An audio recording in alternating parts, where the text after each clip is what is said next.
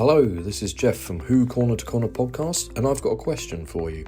Have you ever wanted to run your own podcast? If the answer to that is yes, then you might be interested in the workshop that I'm running with my friend Chris from the Secrets and Spies podcast. It's taking place in Guildford, Surrey on the 22nd of September. There's a link to the Eventbrite ticket page in the podcast episode description, or you can go to Eventbrite and search Silvertip Films to find out more. I hope to see you there.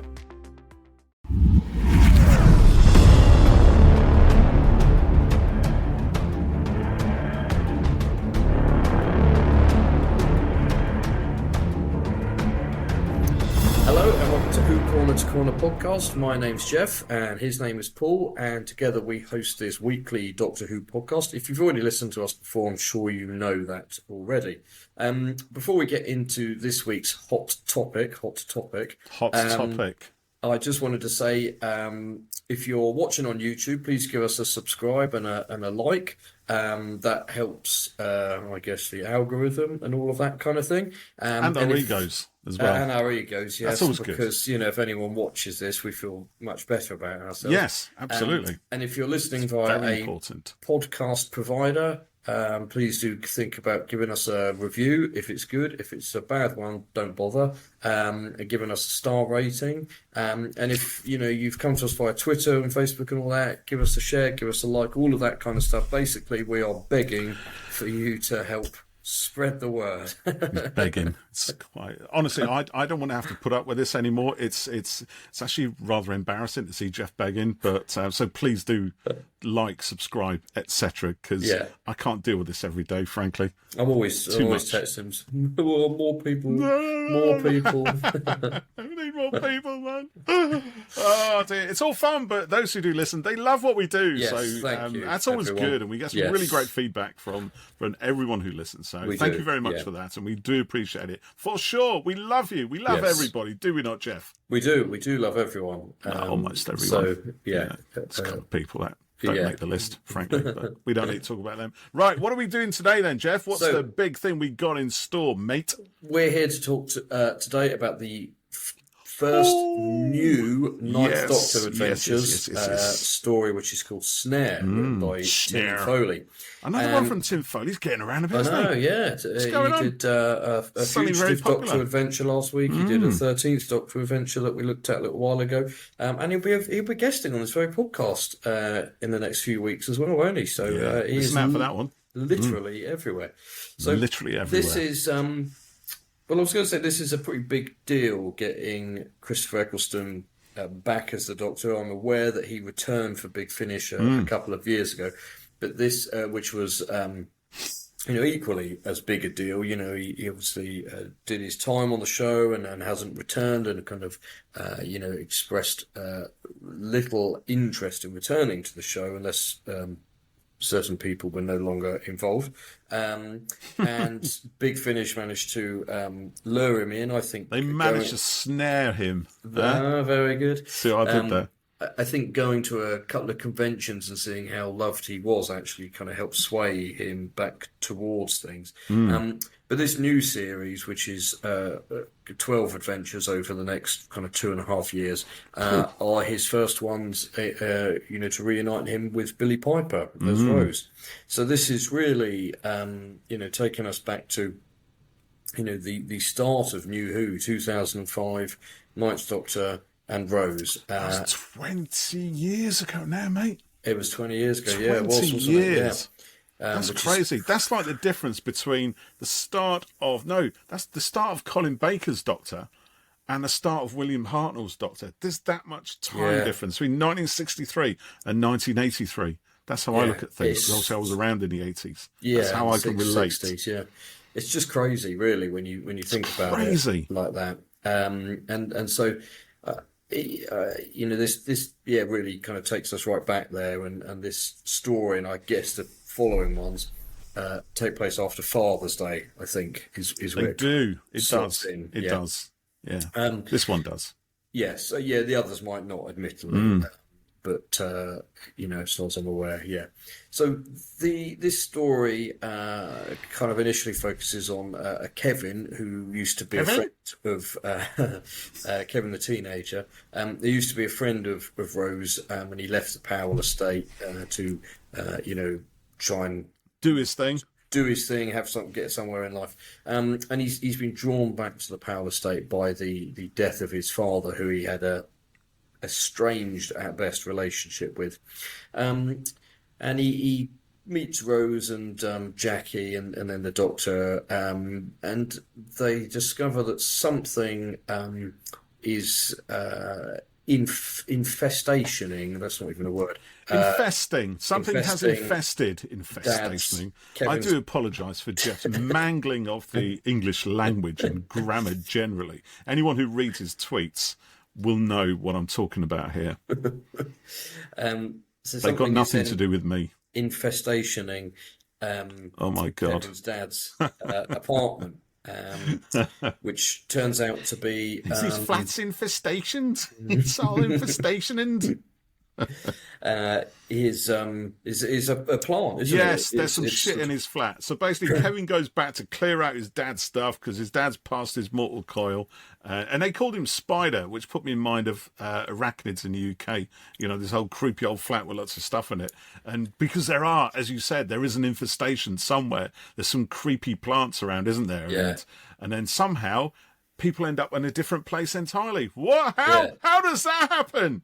In an old council estate in London town. The spider thing was not getting me thinking about that. I was thinking more about Spider in Avatar. Yeah, of course you are, because everything's Avatar. Geoff has a massive bias towards anything Avatar related, as regular listeners will know. Well, funnily enough, when they... Is it actually funny, though? Go into the other world, yes, the planet here. You were thinking of Pandora, weren't you? I was, because it had glowing plants and all that sort of thing. Giant flies. Yeah, exactly. Yeah. There's it reminded me a little bit of the 11th Hour with when Billy was being asked, Rose was being asked, how many doors are there? And she's going bathroom, bedroom, bathroom, and then they were changing. Do you remember the house that young Amelia lived in has 2 floors on the outside, but 3 floors inside? I know what you're talking about. Perception filter. So it was exactly that, wasn't it? It was a perception filter. Yeah, you can't see it coming a mile off, really. But yeah, it was good. It was nicely done. Mm-hmm. So it takes them into this other planet, and it's all overgrown plant life and giant kind of insects and things like that, and of course disaster happens, doesn't it? Disaster. Kevin and Jackie and the photographer lady end up getting lost. She didn't last long, did she? No, she didn't last too long. No. To be fair though, she had to run off and do all the other voices, so that's fair enough. Yeah. Who's doing that voice? Huh? Who's doing that voice? Well, she was doing the giant fly voice, the alien voice. Oh yeah. Okay. She was doing that as well. Hannah Brown, yes. Yeah, that's it. Yeah. And then of course the Doctor and Rose have to go in and save them. So, what did you think of this adventure? I thought it was all right, actually. I did enjoy it. I mean, the trouble with this one, it only came out this morning, didn't it? Really, because I pre-ordered it, right? Yeah. Like last night, really, because you said, "Oh, let's do this." I was like, okay, then get some cash in the bank, pay for this thing, and download it, and then somehow find time to listen to it within like the space of a couple of hours. But I did manage to do that, and I was quite proud of myself. But the problem is, I was kind of working as well, so I had it on in the background, so I wasn't giving it my fullest attention. However, Mr. Geoff, it did manage to grab enough of my attention to think, "Oh, this is quite intriguing." So it was all right. I did enjoy it. From the, I think it hits on quite a few levels. It definitely felt of its era, as I think I texted you earlier. You did. It very much felt like we were back in that place, for better or worse. The thing is with that, there are parts of that particular part of Doctor Who that I love, and there are parts that I don't love quite as much. I really don't like the soap opera elements, I'm afraid. I know that was a big deal at the time, and it was one of the biggest reasons for Doctor Who being a big success suddenly, because we could have characters that we could all relate to. We could see something of various people we knew in the archetype that is Jackie Tyler and all the other stuff. And but for me, it's like I don't care. I don't care about any of that. I just want space. I want giant flies and weird jungles. And so give me all the space stuff and forget about all the soap opera, because I don't watch EastEnders because it's EastEnders. And I'll watch Doctor Who because it's not EastEnders. So don't give me EastEnders in Doctor Who. But that's just me. I know people love it, and I'm sure they will enjoy this if they do like that kind of thing. So that was pap. The rest of it was pretty good. Well, and that's fair enough. I think, everyone has, eras that they like, of it's course. It's not Doctor Who like what I was brought up with in 1975 and none of that rubbish. Well, you had the Unit family, did you not? No, it weren't anything like it. What are you talking about? Doctor Who always does better when there's a family unit at its heart and soul, I think. Whether that's Jackie Tyler and Mickey and Rose and what have you, or whether it's Sergeant Benton and the Brig and Joe Grant. It's quite interesting for that, I think. But not necessarily every, one of those will click with you, you're right, this felt very 2005, and I think that's absolutely the right thing for it, because that's when it takes place, and totally. A little bit like Vampire Weekend, perhaps the 13th Doctor one. It's sort of a nice reintroduction and bringing you into this, this era again, and so it's not going to be kind of anything wild off the bat like that or anything, but there's a ton more stories to come, so they're bound to start pushing it out, so this was fun, this was enjoyable. There was quite a few little, I'm just going to bring up my notes. I liked it when the Doctor said the Sonic won't do wood, which was quite a nice that's callback. Always nice, because we know the Sonic doesn't do wood. And then there was a bit where the Doctor mentioned, he doesn't have a family. He didn't. He says, "Oh, I didn't pop out of nowhere, actually." And I thought, well, you did through a wormhole, but obviously, his version of the Doctor doesn't know that. I clocked that one as well. I wondered if that was sort of written with, obviously knowing what we know now in mind. Yes. Tim's playing us a little bit there. I thought that was good fun. Yeah, but there was, unless he's talking about the looms, of course, from the Virgin New Adventures, in which case little Time Lord babies did literally just pop out of nothing. Yeah, genetic material woven into a Time Lord baby. Yeah. Boom, there you go. There's a million of them. So it could have been that. like sometimes. And then there was a line about trying to switch on Stonehenge or something. Which I thought was a bit like the 11th Doctor with the Pandora. Because the 11th Doctor had a bit of an adventure in Stonehenge. Yeah, exactly, yeah. Right.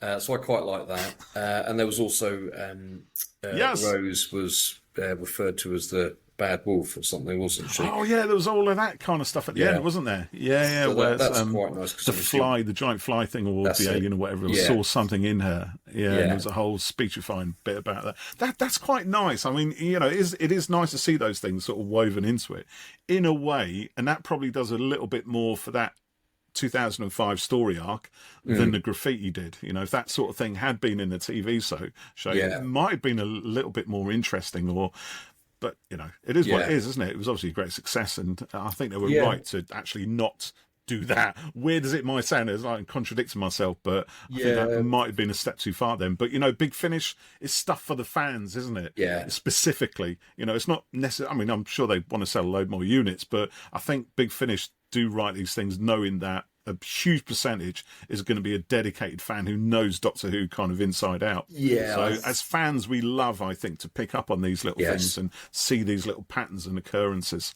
Yeah, and it was a nice mention. Obviously, we know what's to come in their timeline, and so it fits in with all the other. Yeah, it was quite nice. Yeah, and that's an interesting point you just made there. I think that's why I make it. And anyone could pick up a Big Finish, but they are, they're aimed at Doctor Who fans. They are, quite unashamedly so, which I think is great. I think so. Yeah, you might pick. Yeah, you might see it in Forbidden Planet and think, "Oh, what's that?" But you're more likely to go for it. If you saw it in Forbidden Planet, chances are you know what Doctor Who is at the very least. That's and you're probably into kind of fantasy and sci-fi and comics and stuff anyway, in which case you probably still target audience. So yes, that's also my mum, on the other hand, no, they could market whatever they like to my mum. She wouldn't listen to it at all. Never in a month of Sundays. She's unlikely to be in Forbidden Planet. Very unlikely. Yeah, and the weird thing is, if she'd have watched 2005 Doctor Who, I reckon she'd have kind of got into it. Really? She didn't watch it because she didn't know it was on. She didn't care. But if she had happened across it, it might have gone some way towards ensnaring her, perhaps. For now. Actually, I doubt it. Thinking about it. It's very hard nut to crack, my mum, for this sort of stuff. Years I've had to put up with her ridiculing Doctor Who. I don't know. Yeah. It's obviously a thing I need to get out of my system. I'm an adult. I'm a middle-aged man, and it still bugs me. It still claws at my heart every time. Perhaps we'll talk about that on a future podcast. How do you deal with people mocking Doctor Who? There's the thing, isn't it? Yeah. Oh my gosh! How many years of wounded trauma has this given to your life? How has it affected the way that you can't get on with people anymore? With it, how much does it go towards your trust issues or lack of trust, whatever? When I meet people, I say, "Hi, my name's Geoff. How are you? Do you like Doctor Who?" Yes. Conversation carries on. Just get it straight out there. Yeah. Mind you, these days, probably, I think Doctor Who's quite widely accepted as a good thing, you know? I think so, yeah. I think Avatar's slightly different. Okay. Yeah. Oh, actually, I've got to tell you this story. Let me tell you this story, right? You decide whether to cut it later, but I think it's a good story, right? So I had I had a Zoom call. It was only a couple of days ago, this week actually, and it's from a new client of mine, right? Someone who's I'm pitching for a bit of business for, and I've been after them for ages and ages and ages. And they're a pretty big company, right? They're sort of global and everything else. And I had this meeting in a diary, and I went on and because I'm rushing through. I've got a lot of stuff on this week, and I'm rushing through things. And one thing I thought before I did this meeting, I thought, right, I'm going to have to set my Zoom up so it blurs the background because I've got all this crap in the background, right? This is actually what people see when they Zoom call me in my business, right? So I thought, because I don't know these people, and they're such a big company and everything else. Thought, anyway, blah, blah, blah, right? Gets to it, and I'm literally like a minute late into the meeting, went on the PC, connect link, etc., etc. Camera comes on. I thought, oh, crap, I haven't blurred my background. I'll put a fake photograph in and try to look respectably businesslike and all that sort of thing, yeah? Turns out the guy on the other side, right, he's got a wall full of... He had a cardboard cutout of Noel Gallagher to one side of him, and all his football and rock and roll stuff, and it piled all over the place, right? And I thought, well, I'm in safe hands here, so I'm okay. So immediately, as soon as I clocked it, and he goes, oh, you're the first person I've seen with a very interesting background. And I said, what, like all the Doctor Who stuff? I said, mate, you've literally got a cardboard cutout of Noel Gallagher standing next to you, and then he moves to one side like that, and there's one of Liam right behind him. It's brilliant. Brilliant. But that's the thing. It's like, I mean, he's obviously a football and Oasis fan, but it's well, you got like Daleks, Doctor Who and stuff like that, mate. Yeah. So we had about 10 15 minutes chat about all of our weird passion things before we actually got into any business. So that's brilliant. Well, that was good. Remember when we talked to Mr. Chibnall a while ago, and indeed, we were both at home, and he was checking out what was on the shelves. Sort of looking, what you got. Yeah. And it's I good, deliberately placed loads of 13th Doctor related type stuff behind. Anyway, sorry. Yes, a little aside there. I thought that was, that's good. Bit of fun. So there was quite a nice bit in the end of this story. So they discover that Kevin's dad is so the plant is kind of it's I can't really remember how they described it, but it phases in and out of kind of reality and the dimension and things, shifting between something or other. It's kind of they moved on pretty quick for that, wasn't it? I mean, but this is the thing, isn't it? Because I've no doubt there's a massive explanation for all this stuff that Tim probably wrote, so there's a reason for it. And then in the end, it's like, we'll just cut it out. Just get rid of it. We don't need it. Just get through the story. Cut to the chase. A bit like you, and I must say, and Tim, if you're listening, apologies. I've listened to the audio in full today. And I cleared a little bit of time in my schedule this morning so that I could do it. So I had to drop something off to a client. Then I had a meeting. Then I had about 40 minutes before I had to go and pick up my friend. Did you play it on 1.5 speed? No, I did not do that. But I had 6 minutes left, and I thought, did you? Bugger, I'm not going to get it done, and I really do need to go now. So I then picked up my mate, and we drove about an hour and a half to where we are now for filming for the week. And then when we had a break a bit later this afternoon, after everything was set up, we went back to our respective rooms, and I listened then to finish it off. So I was not normally I would like to try and dedicate, the Yeah. block to it, but I just ran out of time. I generally like this to it with nothing else going on. So, annoyingly, I had to kind of do a huge amount of work today, so I just had it playing on in the background. But yeah, I was able to, it's one of those things because, because I'm so not against the whole Jackie Tyler Powell Estate thing. It just doesn't interest me that much. Yeah, I have to kind of work at it. When I watch those stories, I get into them pretty quickly. I'll just get through all that. It's not a problem. It's not a barrier. But in the audio, it kind of, I thought, I just don't enjoy being back in that place particularly. Yeah. But it wasn't long before it just got me back into it. And even though I was only half listening to it at the start, it still drew me in. I think the story itself, it sounds like we're blowing smoke at Tim, but they're actually really good. He's a really good storyteller. Yeah, absolutely. The sci-fi element is very, very strong, and it put me in mind of I used to read these stories in sort of annuals when I was a kid, because my mum and dad, they when I was a kid, they're like, you like space, don't you, Paul? I'll buy you a space book, and they get me these like books of anthology books of short stories that you buy from Woolworths at like I don't know, 50p then days or whatever it was, and it'd be a massive 2,000 page, with all these short stories and really weird sort of drawings, line drawings, black and white line drawings and stuff like that. They sort of look like they're from the 1940s. I'm not that old, but they were very sort of old school, that sort of golden age of sci-fi with giant flies, giant insects, where people are being reduced down to the size of a pin or something like that. And they're all on strange planets with jungles and flying saucers and all that. And this very much put me in mind of that old style kind of sci-fi adventure. You literally walk through a doorway like Narnia almost, and you don't realize there's a door there before you're in some strange other world and it's messing with your head. So I really did enjoy it. I thought there's a lot of good high concept-y sort of stuff, which was part of that story. It's a good adventure as well. There was a lot of great Doctor Who moments in there. We've already said that one of the characters, she doesn't make it to the end, at least not as who she starts out with, and it was great. It's like somebody's going to be collateral. Yes, and Tim gives us some really good collateral in this. She buys it sadly. And then, on the other hand, there's all of that stuff, plus the 2005 series trappings. But there's also a really nice chunk of character stuff in there as well. And in particular, the stuff about Spider, Kevin's dad, which is brilliantly done, because obviously not obviously, but Kevin's dad had issues. He was a bit of an outsider. He was a loner. I think Rose at one point calls him he was a weirdo or something like. He didn't sit well in society. He obviously had a lot of mental health issues, and nobody knew how to deal with them. And I think Jackie and the Doctor both make these points towards the end of it, as the truth about Spider's situation starts to come out. And there's a great moment where, because these plants have been in his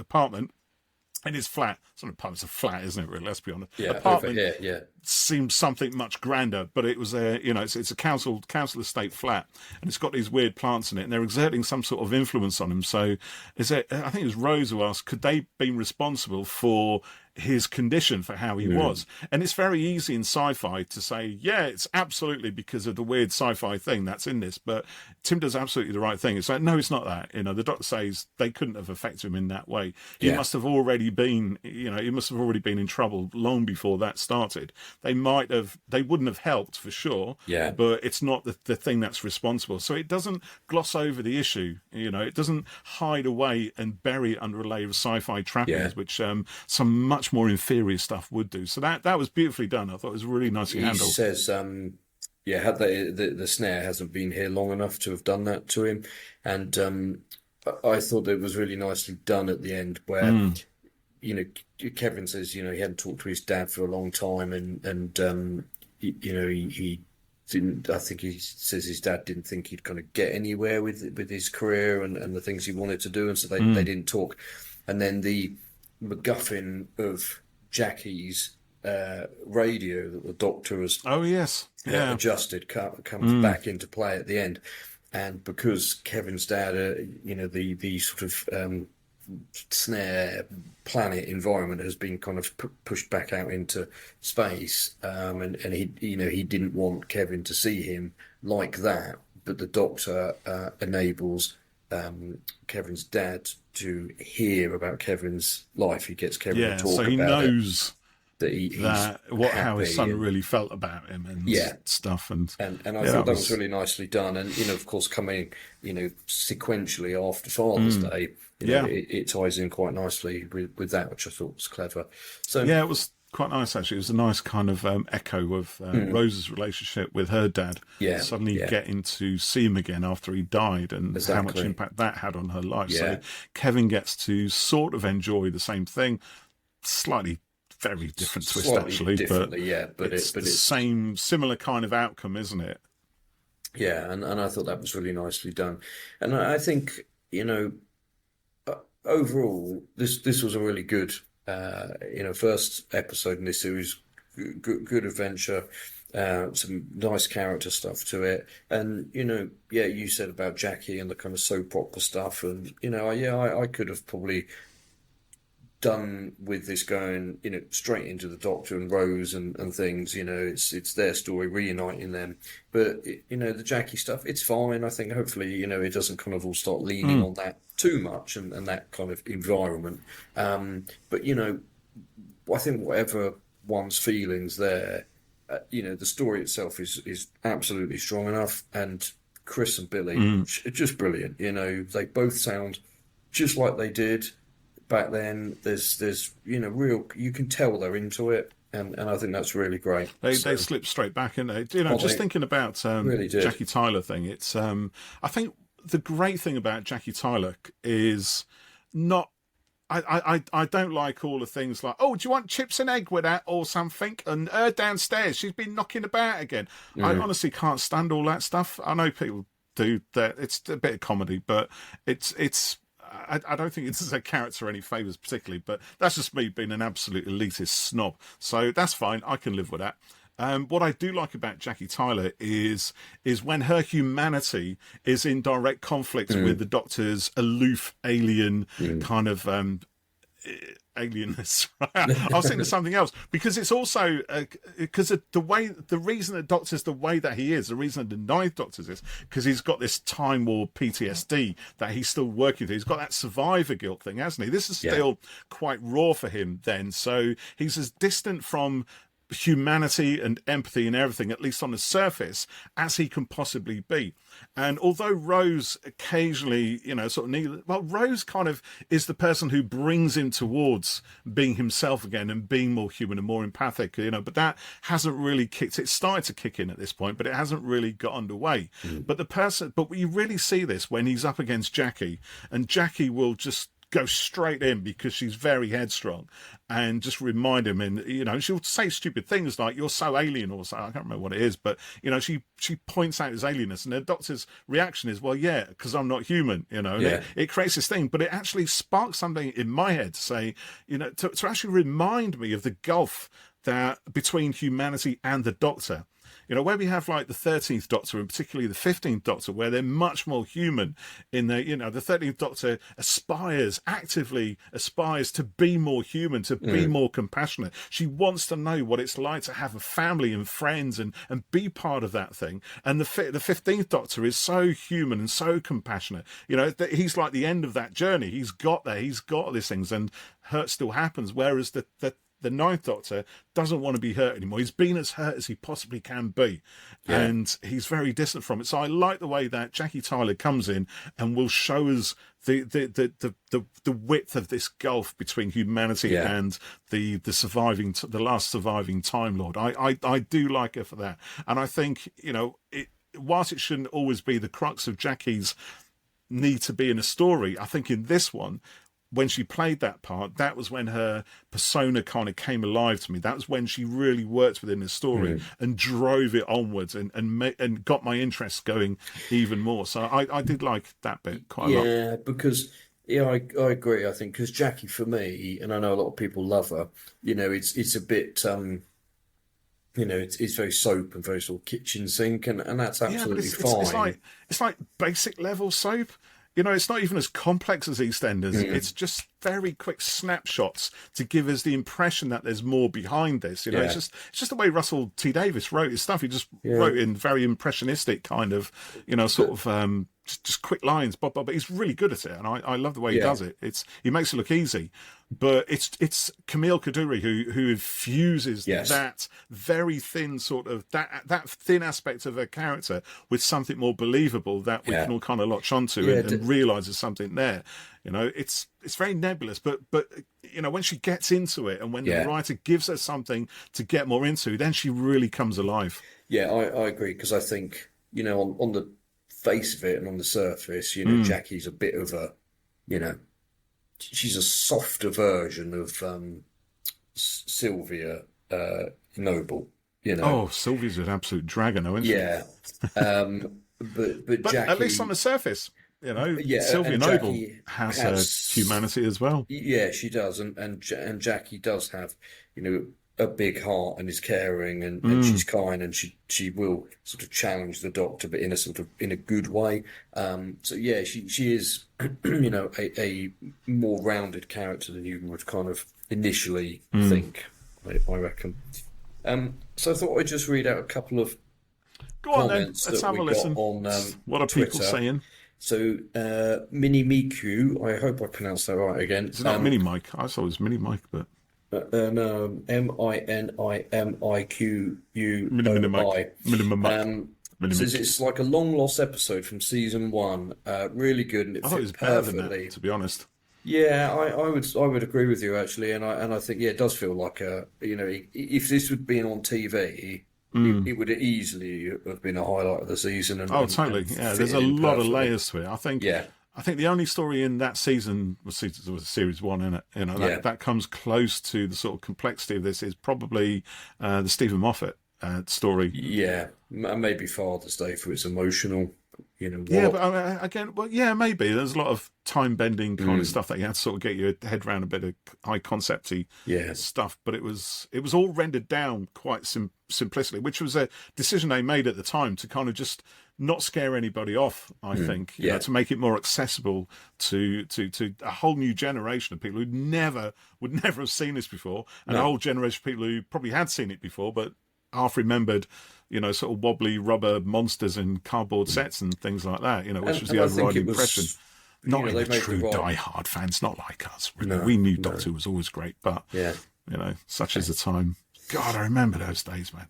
Nobody knew that Doctor Who was going to be successful. Everybody was shitting bricks. It was going to flop, great. We've got Russell T Davies, top of his game. Great. We've got Christopher Eccleston as a Doctor, top actor, top of his game. We've got Billie Piper, really, half-remembered starlet from late 80s, 90s. It's really, it could have just fell by the wayside so quickly. And the fact it was such a success is just, they just got everything right, regardless of how much I might sort of go, no, I don't like that bit, and I don't like that, and that annoys me. It doesn't matter what I think. They just got it right. And, I watched that series, and I can say, well, could have done better there and that, but it worked, and that's all that matters. It just worked. And this, like you said, Geoff, just fits right in, and actually in some ways kind of elevates it as well, because, this story doesn't have to, in that sense, prove itself. It sort of does in a way, because it's the first, the first Ninth Doctor and Rose adventure. So it does have to kind of, I suppose in that way, it does have to sort of prove itself. But to a dedicated audience who already get it, that's a slight difference, I think, to the 2005 series. So I'm just babbling now. Take over. Go on, I'll sit down and shut up. So Mini Miku said, sorry. Yeah, really good. Sorry, fit perfectly in the character development of Rose and Nine. And Owen, who's at Whovian Life, said, incredible. I loved it so very much. It felt like I was back in 2005 all over again. Absolutely would recommend it to anyone. 10 out of 10. And DW fan 91 just simply says, I liked, with a thumbs up emoji. And the Tin Dog podcast has just said an hour ago they're listening, so I'm just going to quickly tweet them and say, have you listened to it? Yeah, what do you think? We are recording right now. What do you reckon? Was that good? Did you like it? So let's see if they reply. So yeah, I'm quite excited for what's to come on this Well, you series. sound excited, man. I've literally never heard you sound this excited in a long time. The It's next, just not Avatar Fire and Ash overflow, so to speak. it could be, yeah, it could be. When's that coming out? It's got to be December November 19th. or something, is it? No, December. sadly not December 19th. Yeah. God, blimey, Christmas Don't time, eh? bother me. How are you gonna survive for that long? I watched the trailer, by the way. Oh, did you? What did you Looks think? pretty good, doesn't it? Yeah, it does look just fucking amazing. Excuse my language. It looks pretty good. There I'm you gonna go effing amazing. Are you do you find Varang strangely appealing? No, I don't. I do not. I headdress? do not. That's purely a Jeff thing. It's not just Nobody me. It's normal not just me. think that at all. I'm going to listen to your Avatar podcast because I know you're doing that, and I want to.